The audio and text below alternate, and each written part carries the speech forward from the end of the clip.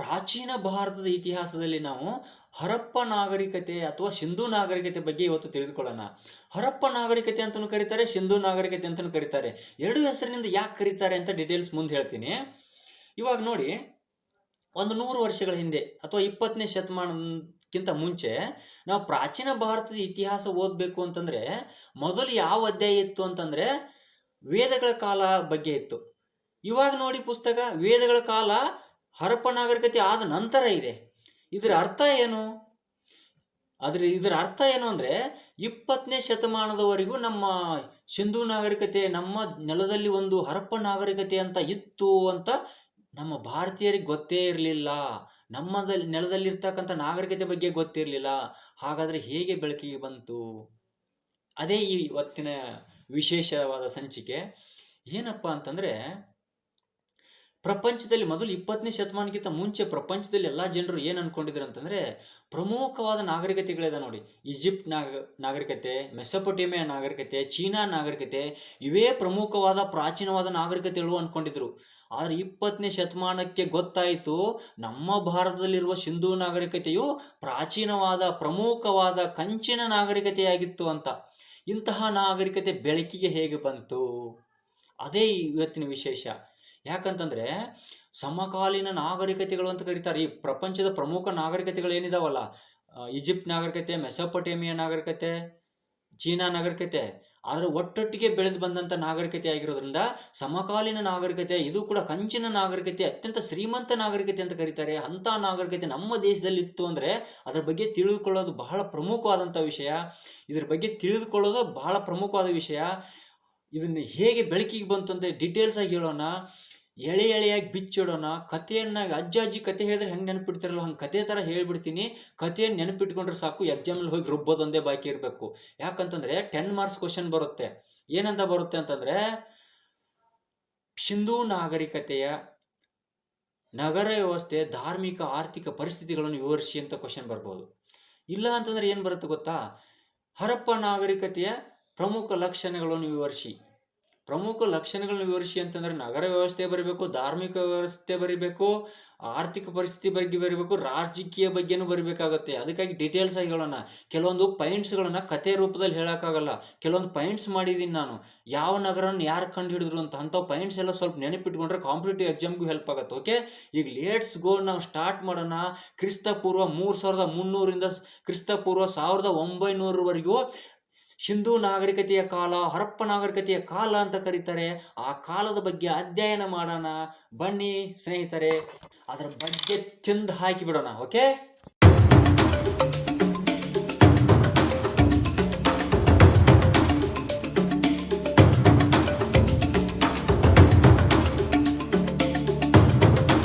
Indus valley civilisation ಅಂತ ಕರಿತೀವಿ, ಹರಪ್ಪ ನಾಗರಿಕತೆ ಅಥವಾ ಸಿಂಧೂ ನಾಗರಿಕತೆ ಅಂತಲೂ ಕರಿತೀವಿ. ಇಂತಹ ಪುರಾತನವಾದ ಶ್ರೀಮಂತವಾದ ಕಂಚಿನ ನಾಗರಿಕತೆ ನಮ್ಮ ಭಾರತ ದೇಶದಲ್ಲೇ ಇತ್ತು ಅಂತ ಹೇಳಿಕೊಳ್ಳಲು ಹೆಮ್ಮೆ ಅನಿಸುತ್ತೆ. 5 ಲಕ್ಷಕ್ಕಿಂತ ಹೆಚ್ಚು ಜನಸಂಖ್ಯೆಯನ್ನು ಹೊಂದಿತ್ತಿದು.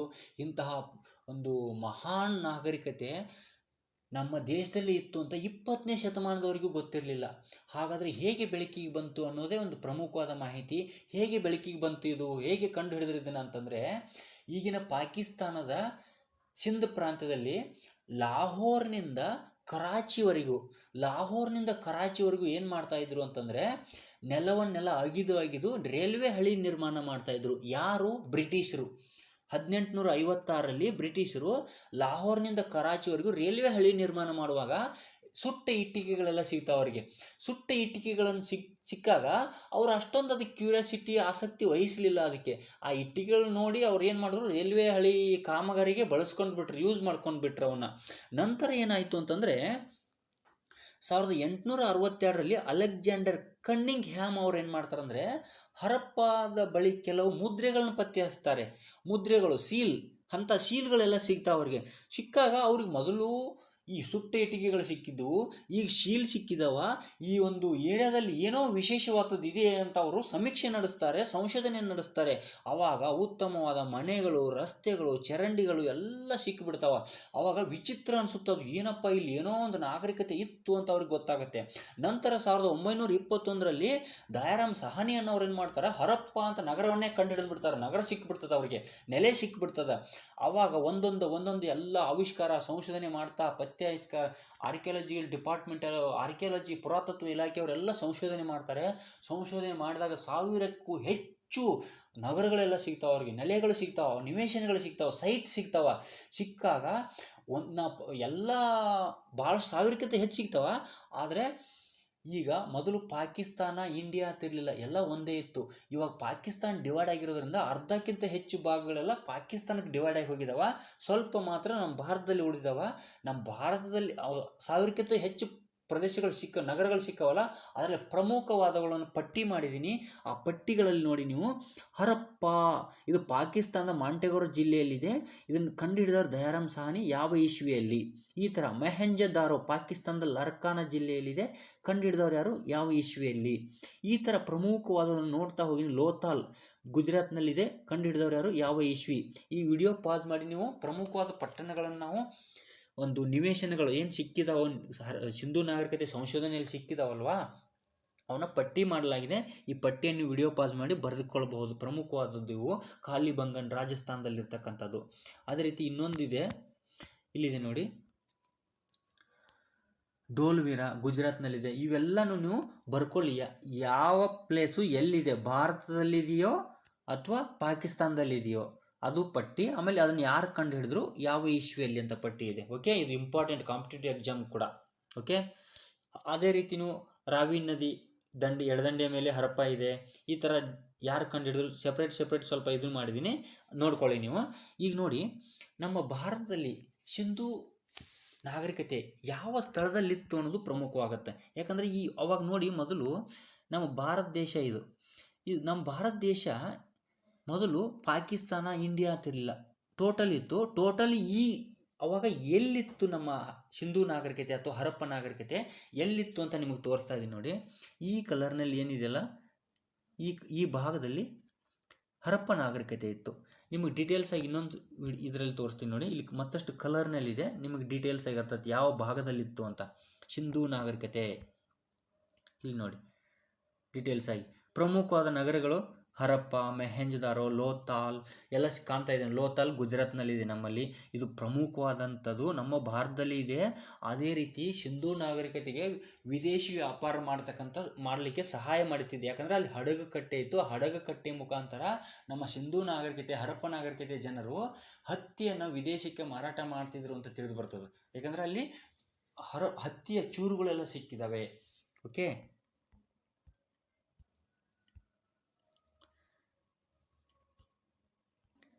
ಅಷ್ಟೇ ಇಲ್ಲದೆ ಏನಾಗುತ್ತಂತಂದರೆ 1922ರಲ್ಲಿ ಇಷ್ಟೆಲ್ಲ ನಗರಗಳು, 1000ಕ್ಕಿಂತ ಹೆಚ್ಚು ನಗರಗಳು ಸಿಕ್ಕ ಮೇಲೆ ಈ 1922ರಲ್ಲಿ ಸರ್ ಜಾನ್ ಮಾರ್ಸೆಲ್ರವ್ರು ಏನು ಮಾಡ್ತಾರಂದರೆ, ಈ ಪ್ರಾಚೀನ ನಾಗರಿಕತೆಯ ಬಗ್ಗೆ ಕುಳಿತುಕೊಂಡು ಲಂಡನ್ ನ್ಯೂಸ್ ಪತ್ರಿಕೆಯಲ್ಲಿ ಪ್ರಕಟಗೊಳಿಸ್ತಾರೆ. ಲಂಡನ್ ನ್ಯೂಸ್ ಪತ್ರಿಕೆಯಲ್ಲಿ ಏನು ಸ್ಪ್ರೆಡ್ ಆಗುತ್ತೋ ಅವಾಗ ನಮ್ಮ ಸಿಂಧೂ ನಾಗರಿಕತೆ ಅಥವಾ ಹರಪ್ಪ ನಾಗರಿಕತೆ ಇಡೀ ಜಗತ್ತಿಗೆ ಫೇಮಸ್ ಆಗಿಬಿಡುತ್ತೆ. ಯಾಕಂದರೆ ಮೊದಲೆಲ್ಲ ಪ್ರಪಂಚದ ಜನ ಎಲ್ಲ ಏನು ಅಂದ್ಕೊಂಡಿದ್ರು, ಪ್ರಪಂಚದ ಹಳೆಯ ಪ್ರಾಚೀನ ಪ್ರಮುಖ ನಾಗರಿಕತೆಗಳು ಅಂದರೆ ಈಜಿಪ್ಟ್ ನಾಗರಿಕತೆ, ಮೆಸೊಪೊಟೇಮಿಯಾ ನಾಗರಿಕತೆ, ಚೀನಾ ನಾಗರಿಕತೆನ ಅಂದ್ಕೊಂಡಿದ್ರು.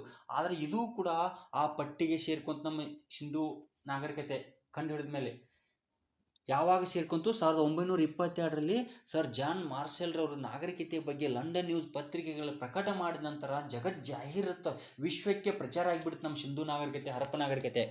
ಆವಾಗ ಅದರ ಜೊತೆಗೆ ಬೆಳೆದಂಥ ನಾಗರಿಕತೆ, ಹಳೆಯ ಪ್ರಾಚೀನ ನಾಗರಿಕತೆಗಳಾದಂಥ ಮೆಸೊಪೊಟೇಮಿಯಾ, ಚೀನಾ, ಈಜಿಪ್ಟ್ ನಾಗರಿಕತೆಗಳೇನಿದಾವೋ ಅದ್ರ ಜೊತೆನೇ ಇದು ಬೆಳೆದ ಸಮಕಾಲೀನ ನಾಗರಿಕತೆಯಾಗಿ ಹೊರಹೊಮ್ಮಿತ್ತು ಅಂತ ಹೇಳ್ಬೋದು. ಹಾಗಾದರೆ ಸಿಂಧೂ ನಾಗರಿಕತೆ ಅಂತಲೂ ಕರಿತೀವಿ, ಹರಪ್ಪ ನಾಗರಿಕತೆ ಅಂತಲೂ ಕರಿತೀವಿ. ಸಿಂಧೂ ನಾಗರಿಕತೆ ಅಂತ ಯಾಕೆ ಕರೆದ್ರು, ಹರಪ್ಪ ನಾಗರಿಕತೆ ಅಂತ ಯಾಕೆ ಕರೆದ್ರು ಅಂತ ನಾನು ಹೇಳ್ತೀನಿ ನೋಡಿ. ಈಗ ಸಿಂಧೂ ನಾಗರಿಕತೆ ಅಂತ ಯಾಕೆ ಕರೆದನಂದ್ರೆ, ಸಿಂಧೂ ನಾಗರಿಕತೆ ಸಂಶೋಧನೆ ಕಾರ್ಯ ನಡೆದಾಗ ಪ್ರಾರಂಭದಲ್ಲಿ ಸ್ಟಾರ್ಟಿಂಗ್ ಸ್ಟೇಜಲ್ಲಿ ಏನಾಯಿತು ಅಂದರೆ, ಆ ಸಿಂಧೂ ನದಿ ಅದರ ಉಪನದಿಗಳಿದಾವೆ ನೋಡು, ರಾವಿ, ಸಟ್ಲೇಜ್, ಬಿಯಾಸ್, ಚೀನಾಬ್ ಅಂತ ಏನಿದಾವಲ್ವಾ, ಆ ಉಪನದಿಗಳಲ್ಲೇ ಎಲ್ಲ ಅವಶೇಷಗಳೆಲ್ಲ ಕಂಡು ಬರ್ತಾವ. ಅದಕ್ಕಾಗಿ ಈ ಸಿಂಧೂ ನದಿ ಅದರ ಉಪನದಿಗಳಂತ ರಾವಿ, ಸಟ್ಲೇಜ್, ಬಿಯಾಸ್, ಚೀನಾಬ್ ಇಂಥ ವಲಯಗಳಲ್ಲೇ ಎಲ್ಲ ಅವಶೇಷಗಳು ಕಂಡು ಬರೋದ್ರಿಂದ ಇದಕ್ಕೆ ಸಿಂಧೂ ನಾಗರಿಕತೆ ಕರಿಬೇಕು ಅಂತ ವ್ಯಕ್ತಪಡಿಸ್ತಾರೆ ಇತಿಹಾಸಕಾರರು. ಅದಕ್ಕಾಗಿ ಸಿಂಧೂ ನಾಗರಿಕತೆ ಅಂತ ಕರೆದ್ರು. ಆದರೆ ಮೊಟ್ಟ ಮೊದಲು ನಗರ ಸಿಗ್ತದಲ್ಲ ಹರಪ್ಪ ನಾಗರಿಕತೆ, ಹರಪ್ಪ ನಗರ ಸಿಕ್ಕ ಮೇಲೆ ಏನಾಯಿತು ಜನರಿಗೆ ಅಂತಂದರೆ, ಬರೀ ಸಿಂಧೂ ನಾಗರಿಕತೆ ಅಂತ ಕರೆದ್ರೆ ಇದಕ್ಕೆ ಸರಿ ಆಗೋದಿಲ್ಲ. ಯಾಕಂದರೆ ಸಿಂಧೂ ನಾಗರಿಕತೆ ಬಿಟ್ಟು ಸುಮಾರು 400 ಮೈಲಿ ದೂರ ಇರುವ ಹರಪ್ಪದಲ್ಲಿಯೂ ಕೂಡ ಅವಶೇಷಗಳು ಸಿಕ್ಕಿರೋದ್ರಿಂದ ನಾವು ಬರೀ ಸಿಂಧೂ ನಾಗರಿಕತೆ ಅಂತ ಕರೆದ್ರೆ ತಪ್ಪಾಗುತ್ತೆ ಅಂತ ಕೆಲವು ಇತಿಹಾಸಕಾರರು ವ್ಯಕ್ತಪಡಿಸ್ತಾರೆ. ಇಲ್ಲಿ ಮ್ಯಾಪಲ್ಲಿ ತೋರಿಸ್ತೀನಿ, ನಿಮ್ಗೆ ಅರ್ಥ ಆಗುತ್ತೆ. ಈ ಸಿಂಧೂ ನಾಗರಿಕತೆ ಮ್ಯಾಪ್, ಈ ಸಿಂಧೂ ನದಿ ಎಲ್ಲೆಲ್ಲಿ ಹರಿದಿತ್ತು ಅಂದರೆ ನೋಡಿ, ಇದ್ರದ್ದು ಸಟ್ಲೇಜ್, ಚೀನಾಬ್, ಜೀಲಂ, ಇಂಡಸ್, ಬಿಯಾಸ್, ರಾವಿ ಇಲ್ಲೆಲ್ಲ ಬರುತ್ತಲ್ಲ, ಇಷ್ಟೇ ಇಲ್ಲಿ ಅದರ ನದಿ ಮತ್ತು ಅದರ ಉಪನದಿಗಳ ಬಗ್ಗೆನೇ ಅಷ್ಟೇ ಅವಶೇಷಗಳು ಸಿಕ್ಕಿದ್ದು ಮೊದಲು. ಅವಾಗೇನಾಗಿತ್ತು, ಸಿಂಧೂ ನಾಗರಿಕತೆ ಅಂತ ಕರೆದಿದ್ರು. ಆದರೆ ಈ ವಲಯ ಬಿಟ್ಟು ಬೇರೆ ಹರಪ್ಪದಲ್ಲಿಯೂ ಕೂಡ ಸಿಕ್ಕಿದಾವ. ಅದಕ್ಕಾಗಿ ಇದಕ್ಕೆ ಏನಾಗುತ್ತೆ, ಬರೀ ಸಿಂಧೂ ನಾಗರಿಕತೆ ಅಂತ ಕರೆದ್ರೆ ತಪ್ಪಾಗುತ್ತೆ, ಇದಕ್ಕೆ ಹರಪ್ಪ ಸಂಸ್ಕೃತಿ, ಹರಪ್ಪ ನಾಗರಿಕತೆ ಅಂತ ಕರೆಯೋಣ ಅಂತ ಕೆಲವು ಇತಿಹಾಸರು ವ್ಯಕ್ತಪಡಿಸ್ತಾರೆ. ಅಷ್ಟೇ ಅಲ್ಲದೆ ಇನ್ನೊಂದು ಕೆಲವರು ಹೇಳ್ತಾರೆ, ಹರ ಅಂದ್ರೆ ಶಿವನ ಆರಾಧಕರು ಈ ಸ್ಥಳದಲ್ಲಿದ್ದರು, ಅದಕ್ಕಾಗಿ ಹರಪ್ಪ ನಾಗರಿಕತೆ ಅಂತ ಕರೆದ್ರು ಅಂತ ಕೆಲವೊಬ್ರು ವ್ಯಕ್ತಪಡಿಸ್ತಾರೆ. ಓಕೆ, ಈ ಸಿಂಧೂ ನಾಗರಿಕತೆಯಲ್ಲಿ ನಗರ ಯೋಜನೆ ಬಹಳ ಪ್ರಮುಖವಾದದ್ದು. ಯಾಕಂದರೆ ಇಲ್ಲಿ 2 ವಿಧದ ನಗರ ಯೋಜನೆಗಳಿದ್ದು, ಅಪ್ಪರ್ ಟೌನ್, ಲೋವರ್ ಟೌನ್ ಅಂತ ಹೇಳಿದ್ರಿಂದ ಈ ಹರಪ್ಪ, ಮೆಹೆಂಜೋದಾರೋ ನಗರಗಳಲ್ಲಿ ಈ ದೂರ ಇದ್ರೂ ಕೂಡ ಸಾಮ್ಯತೆಯನ್ನು ನೋಡ್ಬೋದು. ಅಪ್ಪರ್ ಟೌನ್ ಅಲ್ಲಿ ನೋಡ್ಬೋದು, ಇಲ್ಲಿ ಅಪ್ಪರ್ ಟೌನ್ ನೋಡ್ಬೋದು, ಅಲ್ಲಿ ಲೋವರ್ ಟೌನ್ ನೋಡ್ಬೋದು ಹರಪ್ಪದಲ್ಲಿ, ಇಲ್ಲಿಯೂ ಕೂಡ ಮೆಹೆಂಜೋದಾರದಲ್ಲಿಯೂ ಕೂಡ ಲೋವರ್ ಟೌನ್ ನೋಡ್ಬೋದು. ಈ ಅಪ್ಪರ್ ಟೌನಲ್ಲಿ ಶ್ರೀಮಂತರು ಅಥವಾ ಒಂದು ಪುರೋಹಿತರು, ದೊಡ್ಡವರು ವಾಸ ಮಾಡ್ತಾಯಿದ್ರು. ಲೋವರ್ ಟೌನ್ನಲ್ಲಿ ಸಾಮಾನ್ಯರು ವಾಸ ಮಾಡ್ತಾಯಿದ್ರು ಅಂತ ಹೇಳ್ಬೋದು. ಬೀದಿಗಳು ಹೇಗಿದ್ದು ಅಂದರೆ ಅಗಲವಾದ ನೇರವಾದ ರಸ್ತೆಗಳಿದ್ದು, ಎಲ್ಲ ದಿಕ್ಕಿಗೂ ಹರಡಿದ್ದು ಎಲ್ಲ ರಸ್ತೆಗಳೆಲ್ಲ ಅಗಲವಾದ ರಸ್ತೆಗಳು, ಅಗಲವಾದ ಒಂದು ಬೀದಿಗಳು ಹೆಂಗಿದ್ವು ಅಂದರೆ 3 ಮೀಟರ್ನಿಂದ 10.5 ಮೀಟರ್ವರೆಗೂ ಅಗಲವಾಗಿದ್ದು. ಈ ಎಲ್ಲ ನೇರವಾದ ಅಗಲವಾದ ರಸ್ತೆಗಳಿದ್ದು ಕೂಡ ಸಣ್ಣ ರಸ್ತೆಗಳಿಂದ ಅದಕ್ಕೆ ಹೋಗಿ ಟಚ್ ಆಗೋಂಗೆ ಮಾಡಿದ್ರೆಲ್ಲ. ಆಗಿನ ಕಾಲದಲ್ಲೇ ಸಣ್ಣ ರಸ್ತೆಯಿಂದ ಹೋಗಿ ದೊಡ್ಡ ರಸ್ತೆಗೆ ಕೂಡುವಂಗೆ ಮಾಡಿದ್ರೆ ಅಂದ್ರೆ ಅವರ ಸಾಮಾನ್ಯ ಜ್ಞಾನ ಎಷ್ಟಿತ್ತು ಅಂತ ಇದ್ರ ಮುಂದೆ ತಿಳಿದು ಬರ್ತದೆ. ಇನ್ನು ಮನೆಗಳ ಬಗ್ಗೆ ಹೇಳಬೇಕಂದ್ರೆ, ಮನೆಗಳ ಮುಂದೆ ಅಂಗಳ ಇದ್ದೇ ಇರ್ತಿತ್ತು, ಪ್ರತಿ ಮನೆ ಮುಂದೆ ಅಂಗಳ ಇರ್ತಿತ್ತು. ಚಿಕ್ಕ ಮನೆಗಳೇ 25 × 35 ಅಡಿಗಳ ಅಗಲ ಇತ್ತಂತೆ. ಬರೀ ಚಿಕ್ಕ ಮನೆನೇ 25 × 35 ಇತ್ತು ಅಂದರೆ ದೊಡ್ಡ ಮನೆಗಳು ಇನ್ನೂ ವಿಸ್ತಾರವಾಗಿರ್ತಿದ್ವು. ಆಮೇಲೆ ಸುಟ್ಟ ಇಟ್ಟಿಗೆಗಳಿಂದನೇ ಮನೆ ಕಟ್ತಾಯಿದ್ರು. ರಸ್ತೆ ಕಡೆ ಮುಖ ಮಾಡಿ ಮನೆ ಇರ್ತಿರ್ಲಿಲ್ಲ, ಅದೊಂದು ಪ್ರಮುಖವಾದ ವಿಷಯ. ಅಲ್ಲಿ ರಸ್ತೆ ಕಡೆ ಮುಖ ಮಾಡಿ ಮನೆ ಇರಲಿಲ್ಲ. ಪ್ರತಿ ಮನೆಯೂ ಕೂಡ ರಸ್ತೆಗೆ ಮನೆ ಹಿಂದಿನ ಸೈಡ್ ಇರ್ತಿತ್ತು. ಓಕೆ, ಒಂದಕ್ಕಿಂತ ಹೆಚ್ಚು ಮಹಡಿ ಮನೆಗಳೆಲ್ಲ ಸಿಕ್ತಿದ್ದು. ಮನೆಗಳ ವಿನ್ಯಾಸದಲ್ಲೆಲ್ಲ ಏನಿತ್ತು ಅಂತಂದ್ರೆ ಕಂಬಗಳು, ಸ್ನಾನಗೃಹಗಳು, ಕಲ್ಲಿನ ನೆಲೆಹಾಸು ಎಲ್ಲ ಇರ್ತಿತ್ತಂದು. ಮುಂದೆ ಅಂಗಳ ಇರ್ತಿತ್ತಲ್ಲ, ಆ ಅಂಗಳದಲ್ಲಿ ಎಲ್ಲ ಕಲ್ಲಿನ ಮೇಲೆ ಮಲಗುವಂಗೆ ಎಲ್ಲ ಸೀಟು, ಅಡುಗೆ ಕೋಣೆ, ಬಾವಿ ಮತ್ತು ಸ್ನಾನಗೃಹ, ಅದರಿಂದ ಹಿಂದೆ ಬಂದು ನೀರೆಲ್ಲ ಇಂಗುವಂಗೆಲ್ಲ ವ್ಯವಸ್ಥೆ ಮಾಡಿದ್ರಂತೆಲ್ಲ. ಇಟ್ಟಿಗೆಗಳು ಹೇಗಿದ್ದು ಅಂದರೆ ಸುಟ್ಟ ಇಟ್ಟಿಗೆಗಳು ಮನೆ ಕಟ್ಟಲೆಲ್ಲ ಬಳಸ್ತಾಯಿದ್ರು. ಮತ್ತು ಬಿಸಿಲಿನಿಂದ ಒಣಗಿದ ಇಟ್ಟಿಗೆಗಳನ್ನು ಕೂಡ ಮನೆ ಕಟ್ಟಕ್ಕೆ ಬಳಸ್ತಾಯಿದ್ರು. ನದಿಯ ಬಯಲಿನ ಮೆಕ್ಕಲು ಮಣ್ಣು ಸಿಗ್ತದಲ್ಲ, ಈ ಸಿಂಧೂ ನದಿಯ ಒಂದು ಉಪನದಿಗಳು ಮತ್ತು ಅದರಿಂದ ಮೆಕ್ಕಲು ಮಣ್ಣಿನಿಂದ ಈ ಇಟ್ಟಿಗೆಗಳನ್ನೆಲ್ಲ ತಯಾರು ಮಾಡಿರ್ತಿದ್ರಂತೆ. ಮತ್ತು ಕಟ್ಟಡದ ಮೂಲೆಯ ಭಾಗವನ್ನು ಎಲ್ಲ ಆಕಾರದ ಇಟ್ಟಿಗೆಯಿಂದ ನಿರ್ಮಾಣ ಮಾಡ್ತಾ ಇದ್ರಂತೆ, ಅದೊಂದು ವಿಶೇಷವಾದದ್ದು. ಮತ್ತು ಚರಂಡಿ ನಿರ್ಮಾಣ ಮಾಡೋದಕ್ಕೆ 52 ಸೆಂಟಿಮೀಟರ್ಗಿಂತ ಉದ್ದವಾದ ಇಟ್ಟಿಗೆಯನ್ನು ಬಳಸ್ತಾ ಇದ್ರಂತ. 2 ಬಗೆಯ ಇಟ್ಟಿಗೆಗಳಲ್ಲಿ ಕಂಡು ಬರ್ತಾವ. 28 × 14 × 6.5 ಸೆಂಟಿಮೀಟರು, ಇನ್ನೊಂದು 25 × 12.5 × 6 ಸೆಂಟಿಮೀಟರ್ದು. ನಗರ ವ್ಯವಸ್ಥೆ ಇಲ್ಲಿ ನೋಡ್ತಾ ಇರ್ಬೋದು ನೀವು. ಇದೊಂದು ಒಳಚರಂಡಿ ವ್ಯವಸ್ಥೆ ಹೇಗಿತ್ತು ಅಂತ ತೋರಿಸ್ತಾ ಇದ್ದೀನಿ ಚಿತ್ರದಲ್ಲಿ. ನಗರ ಯೋಜನೆ ಮತ್ತೊಂದು ಪ್ರಮುಖವಾದ ಲಕ್ಷಣ ನೈರ್ಮಲೀಕರಣ, ಡ್ರೈನೇಜ್ ಸಿಸ್ಟಮ್ ಅಂತ ಕರಿತೀವಿ. ಒಳಚರಂಡಿ ವ್ಯವಸ್ಥೆ ಅದು ಪ್ರಮುಖವಾಗಿತ್ತು. ಈ ನೀರೆಲ್ಲ ಇಂಗಿ ಒಂದು ಮತ್ತೆ ಚರಂಡಿಗೆ ಸೇರುವಂಗೆಲ್ಲ, ಈ ಮನೆಯಲ್ಲಿ ಸ್ನಾನ ಒಂದು ವಾಶ್ರೂಮ್ ಎಲ್ಲ ಇರ್ತಾವೆ, ಅವೆಲ್ಲ ಚರಂಡಿಗೆ ಸೇರುವಂಗೆಲ್ಲ ವ್ಯವಸ್ಥೆ ಮಾಡಿದ್ರು. ಡ್ರೈನೇಜ್ ಸಿಸ್ಟಮ್ ಬಹಳ ಅಚ್ಚುಕಟ್ಟಾಗಿತ್ತು ಅಂತ ಹೇಳ್ಬೋದು ನಾವಿಲ್ಲಿ. ನಗರ ವ್ಯವಸ್ಥೆಯಲ್ಲಿ ಪ್ರಮುಖವಾದಂದರೆ ಗ್ರೇಟ್ ಬಾತ್, ಮಹಾ ಸ್ನಾನದ ಕೊಳ ಅಂತ ಕರೀತಾರೆ ಇದನ್ನು. ಇದು ಬಹಳ ಪ್ರಮುಖವಾದದ್ದು. ಇಲ್ಲಿ ನೋಡಿ ನೀವು, ಸುತ್ತಲೂ ಕಟ್ಟೆ ಇದೆ. ಆಮೇಲೆ ಇಲ್ಲಿ ನೋಡಿ, ಈ ಕಡೆಯಿಂದನೂ ಇಳಿದು ಬರಬಹುದು ಈ ಸ್ನಾನ ಕೊಳದಲ್ಲಿ, ಈ ಕಡೆಯಿಂದನೂ ಇಳಿದು ಹೋಗ್ಬೋದು. ಎರಡೂ ಕಡೆ ಇಳಿದು ಹೋಗೋ ಸ್ಟೆಪ್ ಕಡೆ ಕೊಟ್ಟಿದ್ದಾರೆ. ಆಮೇಲೆ ಇಲ್ಲಿ ಇನ್ನೊಂದು ಎರಡೆರಡು ಸ್ಟೆಪ್ ಕೊಟ್ಟಿದ್ದಾರೆ ನೋಡಿ. ಇದರ ಅರ್ಥ ಏನು ಅಂತಂದರೆ, ಚಿಕ್ಕ ಮಕ್ಕಳು ಇಲ್ಲಿ ಕುತ್ಕೊಂಡು ಸ್ನಾನ ಮಾಡೋದಕ್ಕಿರಬಹುದು ಅಂತ ವ್ಯಕ್ತಪಡಿಸಿದ್ದಾರೆ ಇತಿಹಾಸಕಾರರು. ಇಲ್ಲಿ ಮುಳುಗಬಾರ್ದು, ಅವರು ಇಲ್ಲಿ ಕುತ್ಕೊಂಡು ಸ್ನಾನ ಮಾಡೋದಂತ ಸ್ಟೆಪ್ ಕೊಟ್ಟಿದ್ದಾರೆ. ಸೈಡ್ ಎಲ್ಲ ಇಲ್ಲಿ ಇಳಿಬೋದು, ಎರಡು ಕಡೆ ಸ್ಟೆಪ್ ಇದೆ. ಆಮೇಲೆ 55 ಮೀಟರ್ ಉದ್ದ ಮತ್ತು 33 ಮೀಟರ್ ಅಗಲವಾದಂಥ ಇದೊಂದು ಸ್ನಾನದ ಕೊಳವಾಗಿದೆ. ಅತ್ಯಂತ ಭವ್ಯವಾದ ಕಟ್ಟಡ ಅಂತಂದರೆ ಇದು ಒಂದು ಗ್ರೇಟ್ ಬಾತ್ ಅಂತಲೇ ಕರೆದಿದ್ದಾರೆ ಇದರ ಹೆಸರು. ಚಿಕ್ಕ ಮಕ್ಕಳು ಸ್ನಾನ ಮಾಡೋದು ಕೂಡ ಇದರಲ್ಲಿ ವ್ಯವಸ್ಥೆ ಮಾಡಿದರು. ಇದು 5 ಮಾರ್ಕ್ಸ್ ಕ್ವಶನ್ ಕೂಡ ಬರ್ಬೋದು. ದಿ ಗ್ರೇಟ್ ಬಾತ್, ಮಹಾ ಸ್ನಾನದ ಕೊಳ ಅಂತ ಕೇಳಿದರೆ ಇದ್ರ ಡೀಟೇಲ್ಸ್ ಎಲ್ಲ ಬರೀಬೇಕಾಗತ್ತೆ. ಚಿಕ್ಕ ಮಕ್ಕಳು ಸ್ನಾನ ಮಾಡೋದಕ್ಕೆ ಎಲ್ಲ ಸ್ಟೆಪ್ ಬೈ ಸ್ಟೆಪ್ ಮಾಡಿದ್ರು. 2 ಕಡೆಯಿಂದ ಇಳಿಯೋ ಒಂದು ಸ್ಟೆಪ್ ಮೆಟ್ಲಿದ್ದು ಅಂತೆಲ್ಲ ಡೀಟೇಲ್ಸ್ ಆಗಿ ಬರೀಬಹುದು. ಚಿತ್ರ ಕೂಡ ಆಗ್ಬೋದು. ಸಿಂಧೂ ನಾಗರಿಕತೆ ಆಗಿನ ಕಲೆ ವಾಸ್ತುಶಿಲ್ಪದ ಅಷ್ಟೊಂದು ಸ್ಮಾರಕಗಳು ಏನು ಸ್ಟ್ಯಾಚ್ಯೂಗಳು ಏನು ಸಿಗಲಿಲ್ಲದ್ರೂ ಕೂಡ ಒಂದು ಗಡ್ಡದ ಮನುಷ್ಯ ಈ ಥರ ಸ್ಟ್ಯಾಚ್ಯೂ ಸಿಕ್ಕಿದೆ, ಮೂರ್ತಿ ಸಿಕ್ಕಿದೆಯಲ್ಲ, ಇದ್ರ ಮೇಲೇನೆ ನಾವು ಅಳ್ಳಿ ಮಾಡ್ಬೋದು ಕಲೆಯಲ್ಲಿ ಉತ್ತಮರಾಗಿದ್ದರು ಅಂತಲೂ ಕೂಡ ಇದ್ರ ಮೇಲೆ. ಯಾಕಂದ್ರೆ ಮಡಿಕೆಗಳ ಮೇಲೂ ಕೂಡ ಈ ಥರ ಇದ್ದಾವೆ ಚಿತ್ರಗಳು, ಮಡಿಕೆಗಳ ಮೇಲೂ ಕೂಡ ಈ ಥರ ಎಲ್ಲ ಚಿತ್ರಗಳನ್ನು ಕಲಿತಂದ್ರೆ ಇವ್ರ ಕಲೆ ವಾಸ್ತುಶಿಲ್ಪ ಉತ್ತಮವಾಗಿತ್ತು ಅಂತ ಹೇಳ್ಬೋದು. ಯಾಕಂದ್ರೆ ಅಷ್ಟೊಂದು ಸ್ಮಾರಕಗಳೆಲ್ಲ ಸಿಕ್ಕಿಲ್ಲ. ಸಾಮಾಜಿಕ ಜೀವನ ಬಗ್ಗೆ ಹೇಳಬೇಕು ಅಂತಂದರೆ ಇಲ್ಲಿ 2 ವಿಧವಾದಂಥ ಭಾಗಗಳನ್ನು ಹೊಂದಿತ್ತು. ಪಶ್ಚಿಮ ಭಾಗದಲ್ಲಿ ಕೋಟೆ, ಪೂರ್ವ ಭಾಗದಲ್ಲಿ ಕೆಳಗಿನ ಪಟ್ಟಣ ಅಂತ ಹೊಂದಿದ್ರು. ಈ ಥರ 2 ಪಟ್ಟಣ ಇದ್ರು. ಅದು ಉಡುಪು ಬಗ್ಗೆ ಹೇಳಬೇಕಂದ್ರೆ ಮೊಹೆಂಜೊದಾರೊದಲ್ಲಿ ಸಿಕ್ಕಂಥ ಹತ್ತಿ ಬಟ್ಟೆಯ ಚೂರೊಂದನ್ನು ಬಿಟ್ಟರೆ ಬೇರೆ ಯಾವುದೂ ಸಿಕ್ಕಿಲ್ಲ. ಆದರೂ ಕೂಡ ಇಲ್ಲಿ ಏನನ್ನು ಅರಿಯಬಹುದು ಅಂತಂದರೆ, ಸ್ತ್ರೀ ಪುರುಷರ ಮೂರ್ತಿಗಳು ಇದಾವಲ್ವಾ, ಆ ಮೂರ್ತಿಗಳನ್ನು ನೋಡಿ ನಾವು ಅರ್ಥ ಮಾಡ್ಕೊಳ್ಬೇಕಾಗಿದೆ.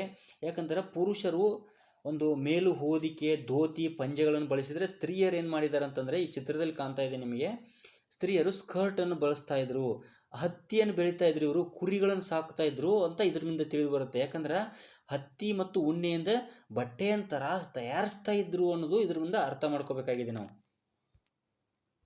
ಆಭರಣ ಬಗ್ಗೆ ಹೇಳಬೇಕಂದ್ರೆ ಸಿಂಧೂ ನಾಗರಿಕತೆ ಮಹಿಳೆಯರೆಲ್ಲ ಕೈಗೆ ಬಳೆಗಳನ್ನೆಲ್ಲ ಹಾಕೊತಿದ್ರು, ಕಿವಿಯೆಲೆಗಳು, ಕಾಲುಂಗುರಗಳೆಲ್ಲ ಧರಿಸ್ತಾ ಇದ್ರು ಸಿಂಧೂ ನಾಗರಿಕತೆಯ ಮಹಿಳೆಯರೆಲ್ಲ. ಯಾಕಂದ್ರೆ ಕೈ ಬೆರಳುಂಗುರುಗಳು, ಬಳೆಗಳು ಗಂಡು ಹೆಣ್ಣು ಮಕ್ಕಳಿಬ್ಬರಿಗೂ ಸಾಮಾನ್ಯವಾಗಿದ್ದು. ಯಾಕಂದ್ರೆ ಆ ಚಿತ್ರದಲ್ಲಿ ಏನು ಮೂರ್ತಿಗಳು ಸಿಕ್ಕಿದಾವೋ ಆ 2 ಮೂರ್ತಿಯಲ್ಲಿ ಗಂಡಿಗೂ ಕೂಡ ಆ ಥರ ಇದ್ದಾವೆ. ಯಾಕಂದರೆ ಬಂಗಾರ ಸರಗಳಿದ್ದಂಗಿದೆ, ಕೈಗೆಲ್ಲ ಬಳೆಗಳಿದ್ದಂಗಿದೆ, ಕೈಗೆ ಕೂಡ ಗಂಡು ಮಗು ಕೂಡ. ಇದನ್ನು ನೋಡಿದರೆ ಏನಾಗುತ್ತೆ, ಗಂಡು ಮಕ್ಕಳು ಕೂಡ ಚಿನ್ನದ ಬಳೆಗಳನ್ನೆಲ್ಲ ತೊಡ್ತಿದ್ರೇನೋ ಅಂತ ಅನಿಸ್ತಾ ಇದೆ.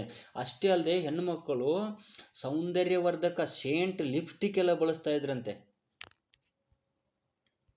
ಆಹಾರ ಪದ್ಧತಿ ಏನಿತ್ತಪ್ಪ ಇವರು ಸಿಂಧು ನಾಗರಿಕತೆ ಅವ್ರದ್ದು ಅಂತಂದರೆ, ಮಾಂಸಾಹಾರಿಯನ್ನು ಸೇವಿಸ್ತಿದ್ರು, ಸಸ್ಯಾಹಾರಿಯನ್ನು ಸೇವಿಸಿದ್ರು. ಗೋಧಿ, ಅಕ್ಕಿ, ಬಾರ್ಲಿ, ತರಕಾರಿ, ವಿಭಿನ್ನ ರೀತಿಯ ಹಣ್ಣು ಹಂಪಲುಗಳನ್ನೆಲ್ಲ ಬಳಸ್ತಿದ್ರು ಇವರು. ಅದೇ ರೀತಿ ಮಾಂಸಾಹಾರಿಯಾಗಿ ದನ, ಹಂದಿ, ಕುಕ್ಕುಟ, ಪಾರಿವಾಳ, ಆಮೆ, ಜಿಂಕೆ, ಮೀನು, ಕುರಿ, ಮೇಕೆ ಇತ್ಯಾದಿ ಕಾಡು ಪ್ರಾಣಿಯ ಮಾಂಸವನ್ನೆಲ್ಲ ಸೇವಿಸ್ತಾ ಇದ್ರು. ಮನರಂಜನೆಗಾಗಿ, ಸಂಗೀತ, ನೃತ್ಯಕ್ಕಾಗಿ ಏನು ಮಾಡ್ತಾ ಇದ್ರು ಅಂದರೆ ಇವರು ಕ್ರೀಡೆ ಮತ್ತು ಆಟಗಳನ್ನೆಲ್ಲ ಪ್ರೀತಿಸ್ತಾ ಇದ್ರು. ಮೀನುಗಾರಿಕೆ, ಗೂಳಿ ಕಾಳಗ ಹಾಕ್ತಿದ್ರಂತ. ಸಂಗೀತ ಮನರಂಜನೆ ಸಿಗಬೇಕಂದ್ರೆ ಗೂಳಿ ಕಾಳಗ ಮಾಡ್ತಿದ್ರಂತ. ಆಮೇಲೆ ಕೋಳಿ ಕಾಳಗ ಮಾಡ್ತಿದ್ದಂಥ, ಪಗಡೆ ಆಟ, ಬೇಟೆ ಆಡೋದು ಮಾಡ್ತಾ ಇದ್ರಂತೆ.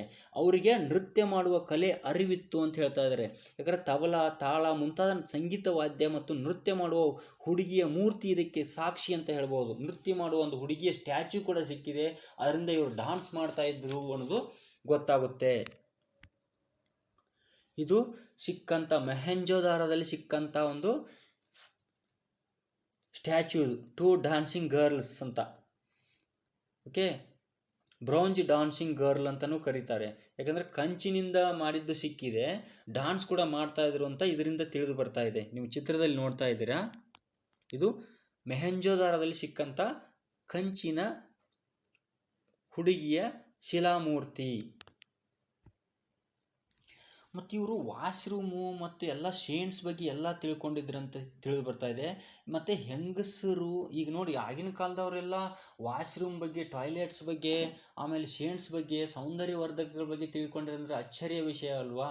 5000 ವರ್ಷಗಳ ಹಿಂದೆನೇ ನಾವು ಮಾಡ್ತಕ್ಕಂಥ ಈಗ ಬಳಸ್ತಕ್ಕಂಥ ವಸ್ತುಗಳನ್ನೆಲ್ಲ 5000 ವರ್ಷಗಳ ಹಿಂದೆನೇ ಬಳಸಿದ್ದಾರೆ ಅಂದರೆ ವಿಚಿತ್ರ ಅನಿಸುತ್ತೆ, ನೀವು ಯೋಚನೆ ಮಾಡಿ.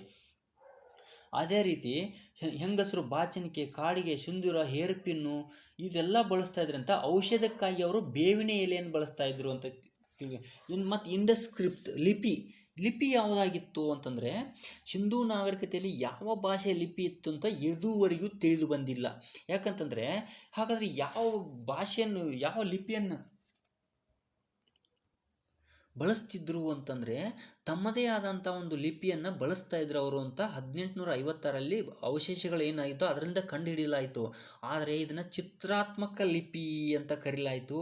ಇದು ಗೊತ್ತಾಯಿತು, ಆದರೆ ಇದನ್ನು ಓದಲಾಗಿಲ್ಲ. ಸಿಂಧೂ ಬರವಣಿಗೆ ಅವ್ರದ್ದೇನು ಲಿಪಿ ಇತ್ತಲ್ಲ ಅದು 2500ಕ್ಕಿಂತ ಹೆಚ್ಚು ಮುದ್ರೆಗಳು, ನಾಮಫಲಕಗಳು, ಮಡಿಕೆಗಳಿಂದ ದೊರೆತಿದೆ. ಆದರೆ ಇದನ್ನು ಓದಕ್ಕೆ ಸಾಧ್ಯವಾಗಿಲ್ಲ. ಸರ್ ಜಾನ್ ಮಾರ್ಷಲ್ ಮತ್ತು ಡಾಕ್ಟರ್ ಬಿ ಲಾಲ್ ಅವರು ಹೇಳ್ತಾರಂತೆ, ಸಿಂಧೂ ಲಿಪಿ ಮತ್ತು ಭಾಷೆಯು ಆರ್ಯರು ಮತ್ತು ದ್ರಾವಿಡರಿಗಿಂತ ಮೊದಲನೆಯದು ಅಂತ ಹೇಳಿ ಅಭಿಪ್ರಾಯಪಟ್ಟಿದ್ದಾರಂತೆ. ವಿಶೇಷಿತವಾದದ್ದು. ಶೀಲ್ ಬಗ್ಗೆ ಹೇಳಬೇಕಂದ್ರೆ, ಮುದ್ರೆಗಳ ಬಗ್ಗೆ ಹೇಳಬೇಕಂದ್ರೆ ಸಿಂಧೂ ನಾಗರಿಕತೆ ಬಹುಮುಖ್ಯ ಆಧಾರ ಅಂದರೆ ಮುದ್ರೆಗಳು. ಜೇಡಿ ಮಣ್ಣು, ದಂತ ಕಲ್ಲಿನಿಂದ ಮಾಡಿದ 3000ಕ್ಕೂ ಅಧಿಕ ಮುದ್ರೆಗಳು ಸಿಕ್ಕಿದ್ದಾವೆ. ಇವು ಮುದ್ರೆಗಳ ಮೇಲೆ ಏನಿತ್ತು ಅಂತಂದ್ರೆ ಶೀಲ್ ಮೇಲೆ ಆನೆ, ಜಿಂಕೆ ಚಿತ್ರಗಳ ಮೇಲೆ ನೋಡಬಹುದಾಗಿದೆ ಅಂತ. ಮತ್ತು ಯುದ್ಧ ಆಯುಧಗಳ ಬಗ್ಗೆ ಹೇಳಬೇಕಂದ್ರೆ ತಾಮ್ರ, ಕಂಚಿನಿಂದ ಮಾಡಿದಂಥ ಕೊಡಲಿ ಮತ್ತು ಬಿಲ್ಲು, ಕತ್ತಿ ಅಂತವು ಸಿಗ್ತಾವಂತೆ.